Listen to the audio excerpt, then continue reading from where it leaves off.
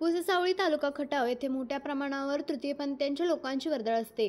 परंतु संबंधित दैवी आशीर्वाद असलेल्या लोकांना व्यापारी, छोटे मोठे दुकानदार स्वेच्छेने पैसे देण्यात आणि त्यांचा आशीर्वाद घेऊन आपल्या व्यवसायात वृद्धी करण्याची संधी सोडत नसल्याचे दिसून येते.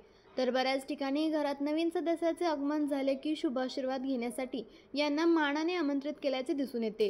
ते मग अपत्य मुलगा असो वा मुलगी.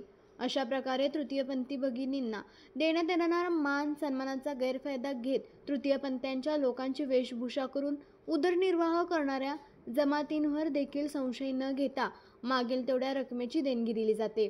परंतु पुससावळी येथे येणाऱ्या अशा प्रकारच्या तृतीयपंथीयांच्या वेशभूषेत असलेल्यांकडून एका कपड्याच्या दुकानातील कपड्याची चोरी करताना सीसीटीव्ही कॅमेऱ्यामध्ये कैद झाल्याने संबंधित व्यक्ती तृतीयपंथीयांचेच आहेत काय असा प्रश्न उपस्थित होतो. जर हे तृतीयपंथीयांचे नसतील तर तृतीयपंथीयांच्या भगिनींना बदनाम करून कलंक लावणाऱ्यांचा शोध घेत तृतीयपंथीयांच्या लोकांनी योग्य ते शासन करण्याची गरज आहे, जेणेकरून त्यांच्या अस्तित्वाचा दुरुपयोग करून व्यापारी आणि छोटे मोठे दुकानदार यांच्या मनात या समाजाबद्दल प्रश्नचिन्ह निर्माण होणार नाही.